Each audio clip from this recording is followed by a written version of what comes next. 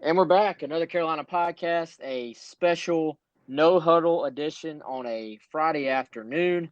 Of course, Chris Clark and myself, Wes Mitchell, have called to order a special Another Carolina podcast episode, the official Jordan Burch edition. I believe we called the one we did on our normal Wednesday the Jordan Burch episode. This will be the Jordan Burch episode, part two. As Chris and I were both correct, by the way. Sorry, Pearson, about the letter of intent coming in before Sunday. Actually, a good bit before that. So, Chris, what was your reaction Thursday night when word came down, sort of anticlimactically, that Jordan Burch had officially signed and delivered his letter of intent to South Carolina? Honestly, man, my emotion was surprise. Not that he signed with South Carolina. I really and truly thought that he would end up going in some form or fashion, ending up at South Carolina. But, earlier in the day, and I mean, not that much earlier, that afternoon, several hours before, I remember we talked over the phone about all this. It didn't really seem like there was some imminent ending. Mm-hmm. It didn't seem like it was just right around the corner that the letter was going to get sent in that night or that day or, really, the next day or whenever. We really didn't know. And so I was sitting around that night wondering, okay, is this going to be a situation where it's going to drag out for a couple more weeks?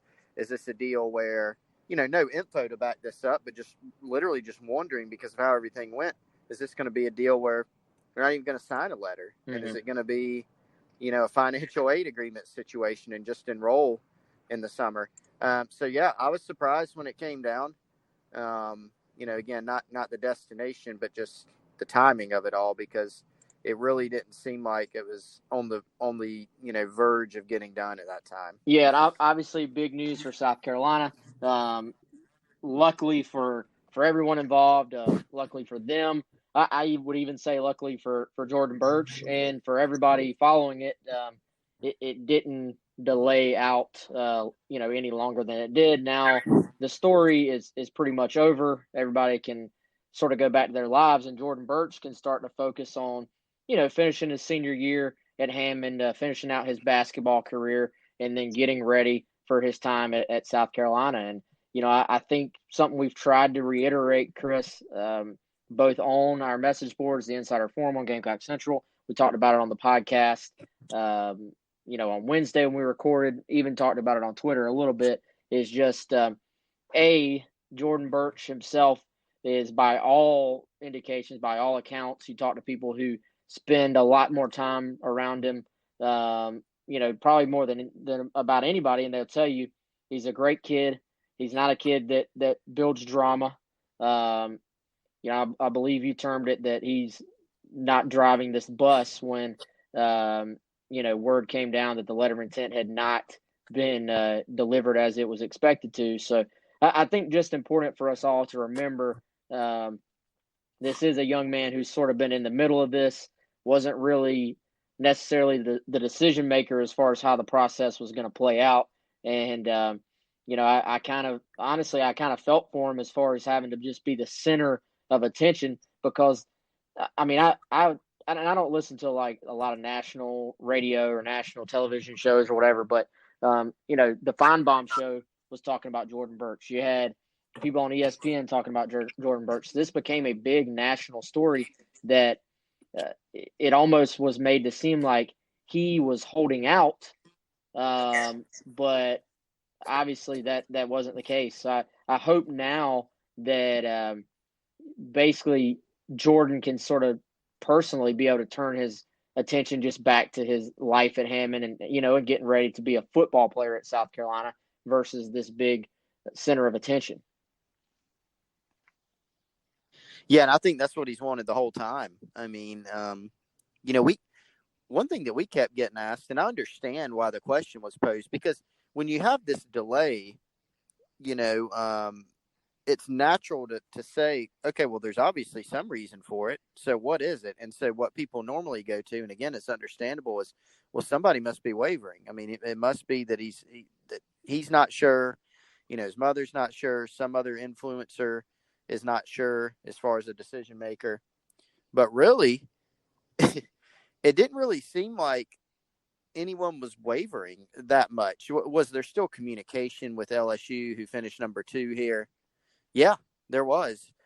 But all the indications were that, everybody was on board with him going to South Carolina. And I think Jordan would have ended the process earlier.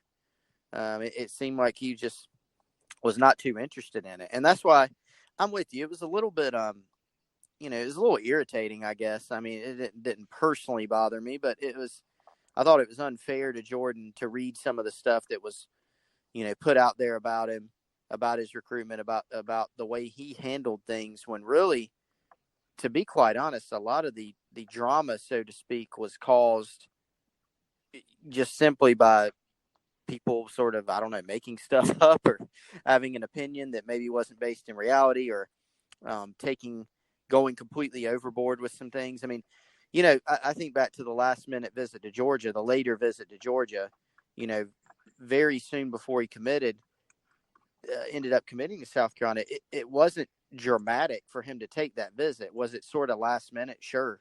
It wasn't really Jordan's doing in terms of the timing of it all. But people sort of made it dramatic, because then, nowadays, you know how it goes, man. You get kid took a visit somewhere. He's done. That's where he's going, or, the late unofficial visit to LSU was a little more alarming, because number one, he was already committed. Number two, it was an unofficial, after he had already been out to Baton Rouge for an official visit earlier in the process. But again, it started all that back again. It's not like Jordan was coming up. He didn't go do a signing ceremony and do a hat trick. He didn't take off 3 different shirts. He didn't, disrespect schools in the process. He didn't put out, like a fake top 7 and, things of that nature. They kept it very close to the vest.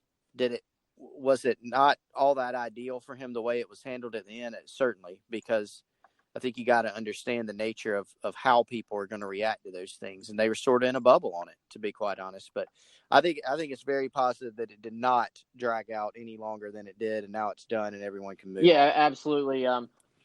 With that, let's talk about the job that South Carolina did here to keep Jordan Burch at home. I think I at least would consider it one of Will Muschamp's finest sort of recruiting jobs to date. The amount of I wish I knew the amount of just man hours, if you combined, what Muschamp did along with, Mike Peterson, who I think probably isn't getting enough credit for the amount of time and effort he put into this one. Travaris Robinson heavily involved. Then you throw in all the guys and girls on campus that are, among the sort of recruiting team, on campus team, your Justice Jacksons and your Matt Lindsay's and everybody else on that staff, and just the amount of effort that South Carolina put into doing everything they could to convince Jordan Burch that staying home was the right move. I think it's impressive. Obviously, some people have pointed out the built-in advantages South Carolina had, and those, truly they were there. I'm sure they helped. The fact that Hammond is right down the road from the university, the fact that Jackson Muschamp does quarterback the team that Jordan Burch plays on, and that meant that Muschamp could be at as many games as he wanted to be. Yeah, those things play a factor, but I thought it was interesting. You look at the 4 other schools that were in the top 5, and all 4 of these schools have played for the national title within the last 3 seasons, and 3 of them have actually won the national title. So, you're talking about a true big boy recruiting battle, and not just throwaway offers. Sometimes we look at offers and maybe a guy gets an offer, but he doesn't, wasn't really a priority. In this case, Jordan Burch was a true priority for these schools. South Carolina goes head to head, gets another major in-state recruiting win. 2 straight years that they've gotten a 5-star defensive lineman from in-state that SEC and Clemson, schools have wanted. And then, obviously both were the top player in the state for their class, and Zach Pickens this year, Zach Pickens last year, Jordan Burch this year. And, just to get it done in what I think ended up being probably the most important battle for Muschamp,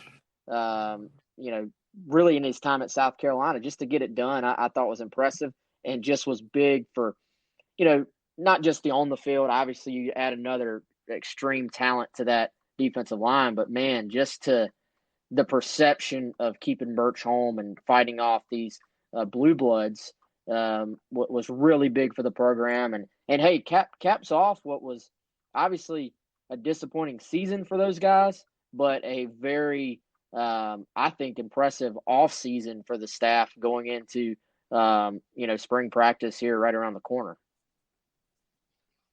Yeah, the offseason went about as well as you could hope, given the circumstances. And we've talked a lot about this. Now, some of the obstacles that we've talked about that South Carolina faced in recruiting, one that the staff did create for itself was a 4-8 season.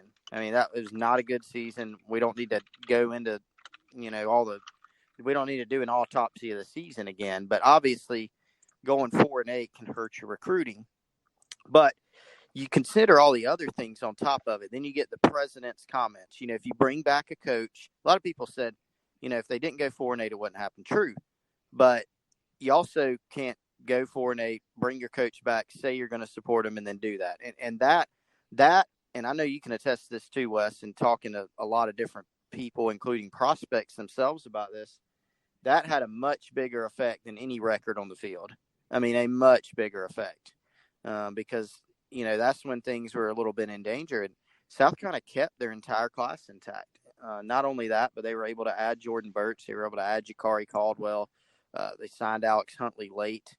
They added some, Jaheim Bell was another one that committed in December. So they were able to add some pieces. So, and then you add in that, look, like you said, even though this is a kid who's in Columbia and they have the advantage, the Hammond advantage of being able to, like you said, be able to go to the school more times than a regular, coach from another program would be.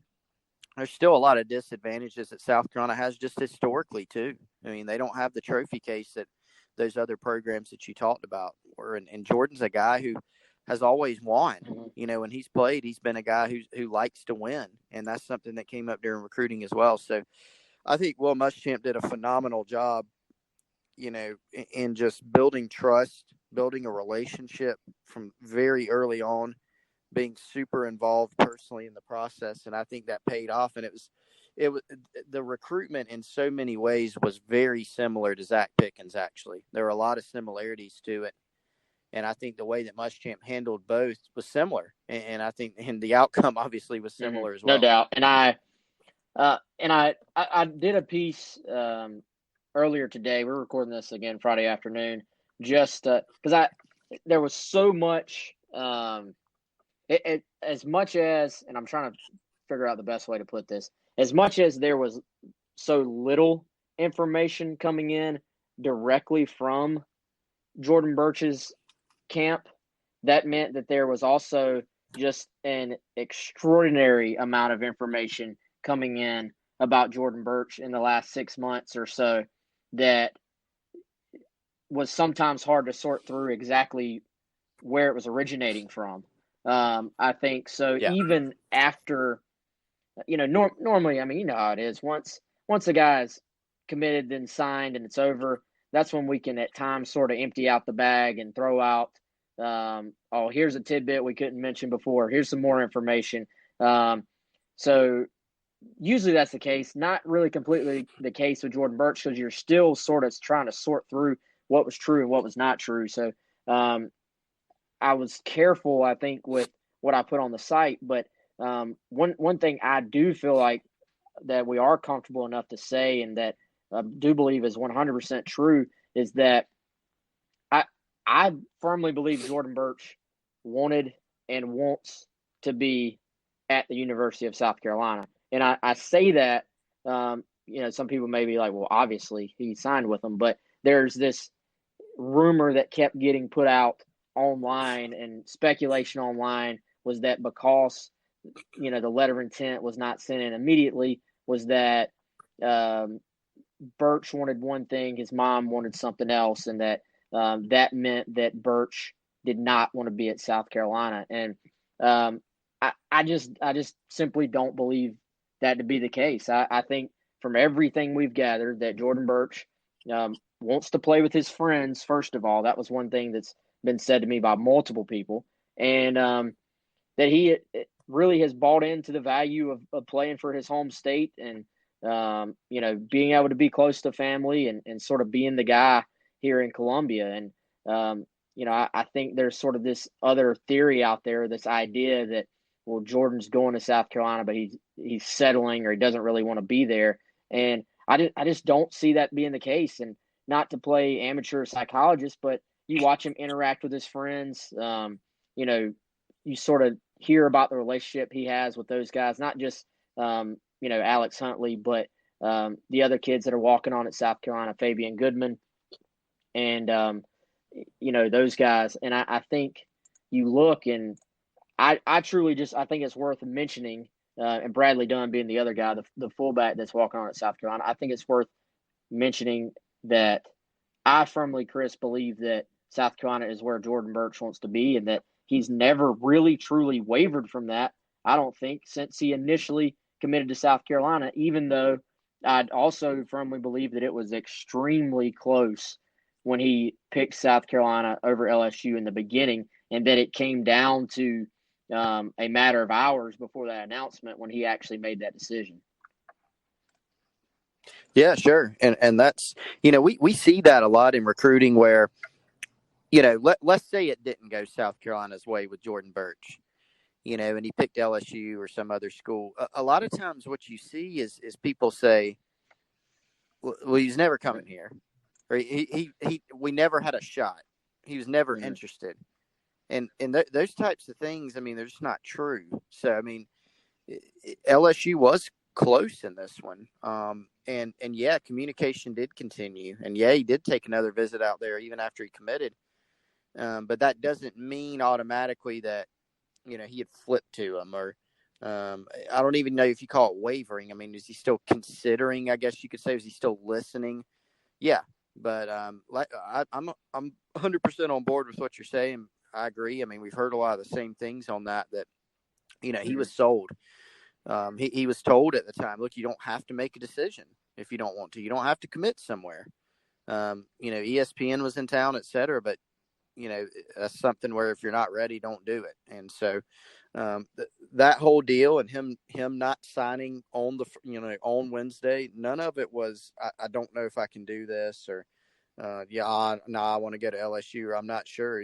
All indications were he was certain about the decision. It was just a variety of other factors where, he just, it was not in the cards for him to sign at that time. But yeah, I think everything he was totally on board with the choice once he did finally make it. And yeah, it was close, but that doesn't mean that he's not extremely happy with the decision. There's a lot of recruits who make college decisions where it was close between one school, two different schools or three different schools or even more. Well, and I think a lot of times, Chris, generally speaking, when a guy is sort of weighing two schools and they make a decision and it's just a verbal commitment, it seems like it sort of goes one of two ways. Like, I mean, we've seen guys where, let's take Miles Murphy, for example, who obviously it was very close between UNC and South Carolina. That one doesn't go the Gamecocks' way, and he commits to North Carolina. At the time, we're thinking this is probably one to keep an eye on down the stretch or down the road at least, that it's probably not really over because it was so close initially.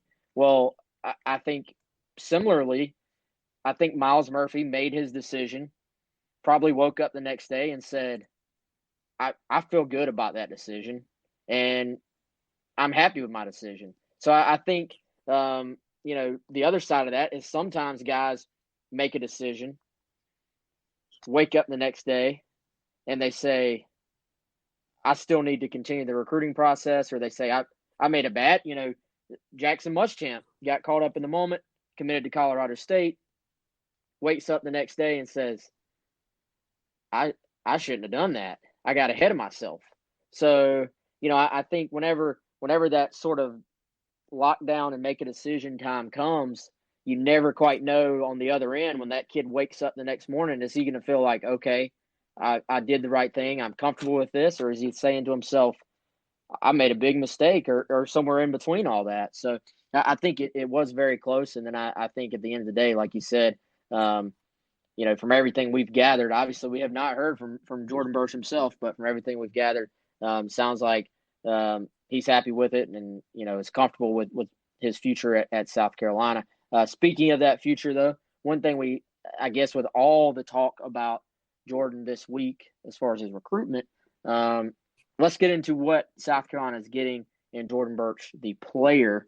I made it a point to say Jordan Burch is not Jadeveon Clowney. That's the natural thing people want to mention. Is he as good as Jadeveon Clowney? Is it comparable to Jadeveon Clowney? It's a natural thing because they're both 5 stars. They're both defensive ends. They're both from the Palmetto State. But I don't know if you and I will ever see another Clowney come out of this state as far as a defensive end prospect that has that type of upside and natural ability. So, no, he's not Jadeveon Clowney, but he is a really, really talented football player. I think he's a 5-star all the way. But as far as going into a little more detail, what do you, Chris, see in Jordan Burch? Well, I mean, he can just do so much. I mean, you look at sort of the canvas, if you want to call it that he brings to the field for Carolina. He's already a good player, but there's going to be a tremendous learning curve. I mean, there is for everyone who transitioned to the college level. Now, Skeeza ball has improved a lot as he play as good competition week in and week out as if he played, say 5A ball. No, but I like how one coach who's played against Jordan told me recently. He said, when you get a guy who's 6'6" and 270 pounds, line up at receiver, take a tunnel screen, and then just run 75 yards for a touchdown and look natural doing it, you've got a special player. And so, no matter the competition level. And so that's gotten talked a lot. That's been sort of a storyline with Jordan. I think it's a very overrated storyline because you just look at the tools that he brings. The size, the frame, the potential versatility as far as what he can do positionally, the fact that he's still got a lot of untapped potential, and the way he moves. You watch him on the basketball court, watch him on the football field. He can really move well for his size. So you just don't see that combination a lot. And I know one thing we talked about, Wes, is something you wrote in your piece is, I mean, the guy would have probably an NFL future if he played tight end. And so he's got so much athletic ability. And if you can find those type of guys that have, that size plus athleticism sort of ratio, if they develop and work hard, which I think he will, then you got a chance to have a really good player. And we I remember when we watched him with Hammond at South Carolina's 7-on-7.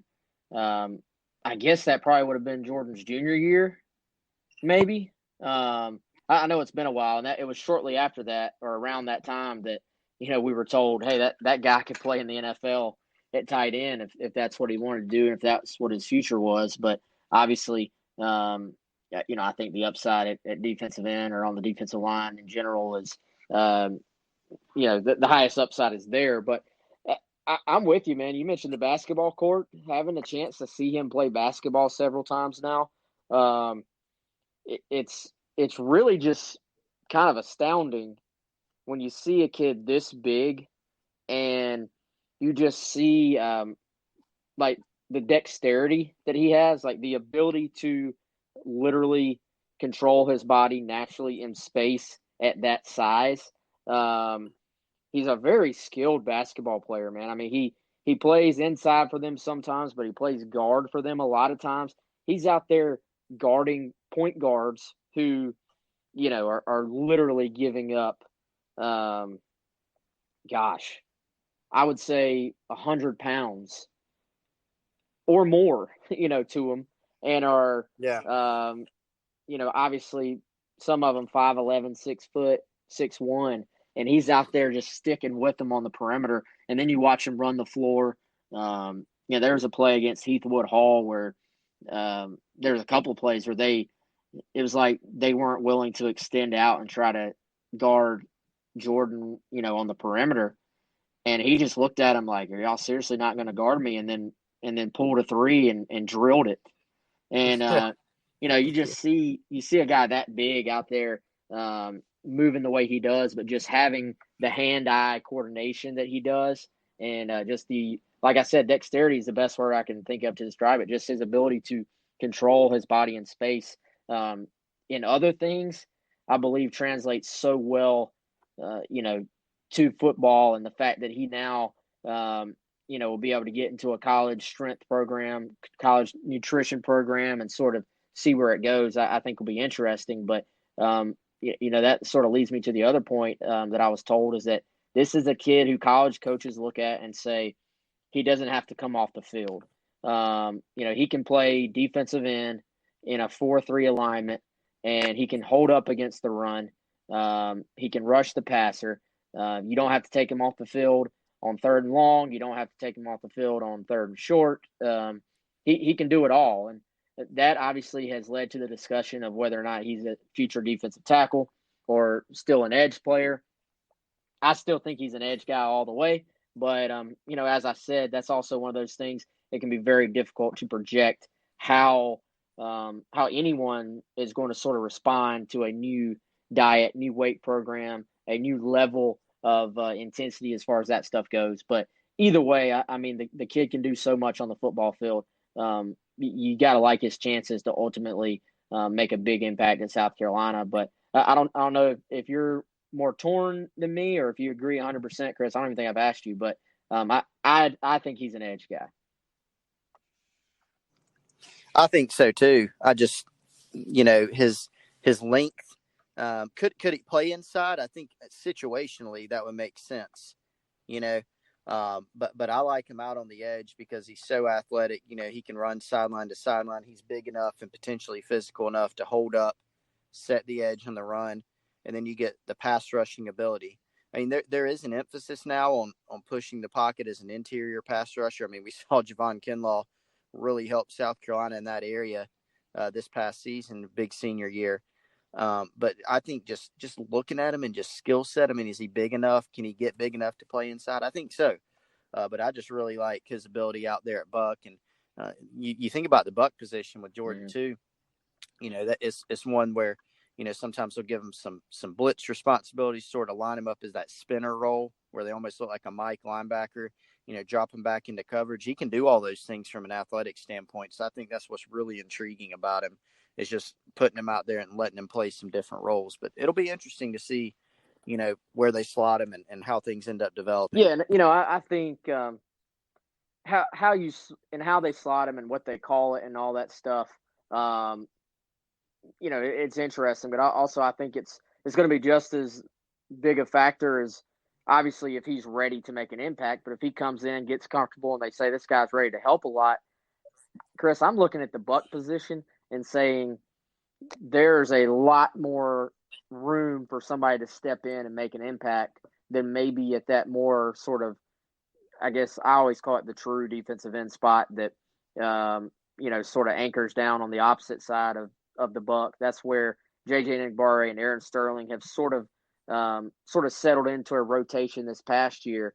To me, it's about, getting your best guys on the field. So if Jordan Burch is one of the best 4 defensive linemen on the team, then, there's nothing that says they can't sort of mold that Buck position to fit what he does best and do some different things for him. And, I know you obviously have Brad Johnson coming back there, but he hasn't quite, I would say hasn't quite like locked that down to the point where he's done enough that you say that's going to 100% be his spot to be the starter at this year. So I have some questions at that spot. Mm-hmm. And if you just look at the natural ability of Jordan Burch, I'm saying, he's going to have every chance to come in and take it also because of the situation that South Carolina has at that position.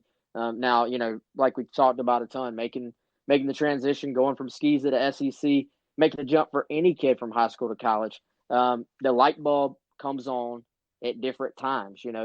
It's different. He was the baddest dude on every football field he stepped on for the most part his entire life. Now that might not always be the case, but I will say this. The thing I liked about Jordan is, when I've watched him play basketball, which you get a little bit more of a close-up view, a little bit more intimate view, he does have he might be quiet, but he's got a little bit of an it factor. He can take over a game when he wants to. He's a floor general. I think there are some natural lead by example qualities there. But two, when he goes to the Under Armour game, his first time being on the field with a bunch of other 4-star, 5-star, some 3-star players, but national level, the type of athletes he's going to be facing in college. The dude made plays. Yeah, I think it took him maybe a quarter to adjust, but sack, had a couple of other tackles for loss, was chasing down plays from the backside, looked completely comfortable on the field. Despite the jump up from Skeeza to, playing those guys on that level, Chris, I thought, he played well in that game. And, that was to me a big, I won't say question, but just something that I was looking forward to sort of seeing was how he handled that jump up as far as the size and the speed of his opponents. And, I was surprised that he did drop in the rankings a bit after that showing, because I honestly left really impressed with it. Yeah, I did too. And I think I'll be honest. I had some people familiar with Jordan who think he's a really good player asked me when he shot up to, and I can't recall off the top of my head how high exactly Rivals had him at one point. I mean, he was way up there at one point. Was he third? I think maybe I feel third like in he the was country. Third. Yeah, something like that. Top 5. I mean, I think third was right. And they were like, "Look, he's really good, but like, what do you think about that?" And I said, "Well, I mean, you look at the projection of the measurables and the athleticism, all those different things, and you can sort of see it." And I think the point the people that said that were making was, he hasn't done a ton of camps. He's done a couple. I remember he did the Future 50 and was really good out there. Done a couple smaller camps here and there. And I think that Under Armour game was a nice test just to see how it stacked up. Man, that's a good test for anybody.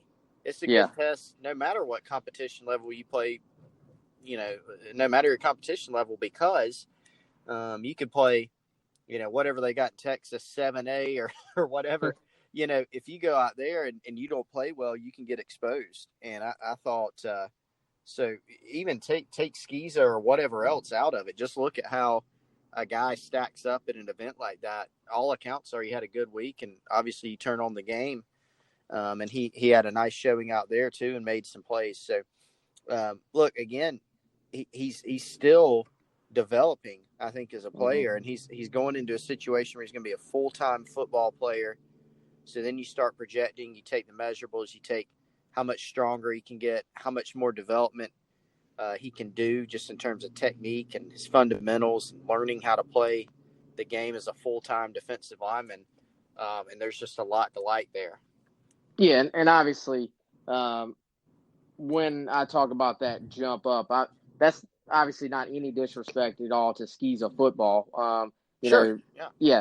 Hammond community, awesome. That level of football is really fun to watch. And there's a lot of really good players in that league, and not even the guys that are, your Jordan Burches and your Alex Huntleys and stuff like that, but just, other kids that are going to play college at other places. Lots of talent in that league, especially these days. But I'm more talking about the cold, hard fact of the fact that the dudes he's going to be lining up across from just on a consistent basis. I mentioned in the piece Dylan Wanham in practice, guys like Andrew Thomas at Georgia, who was just like the first stud offensive lineman that popped in my mind. Guys like that week in, week out. It's an adjustment, and it's an adjustment for everybody, as you said. So we'll see, man. I guess that's going to about close it out for us. But if you're listening and you haven't been reading on Gamecock Central lately, we do have obviously a ton of content on there right now about Jordan Burch. And then, Chris, I believe we may have some possibly in the future as well. Oh, yeah. We're going to have multiple other pieces of content, in terms of what it means. more of the backstory on the recruitment. So a lot of people have been asking about that. I think there's some fascinating things there, and I think people will have been wanting to hear more of that, and I think we'll try to deliver on that. So be looking for those here in the near future, and we'll continue.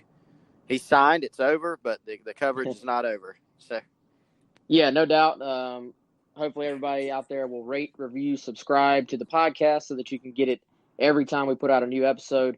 If you're not a subscriber, promo code Gamecocks will get you 50% off your first year. Promo code GCPod will get you 30 days free if you want to try it before you buy it. For Chris Clark, I'm Wes Mitchell. We'll talk to you next time on another Carolina podcast.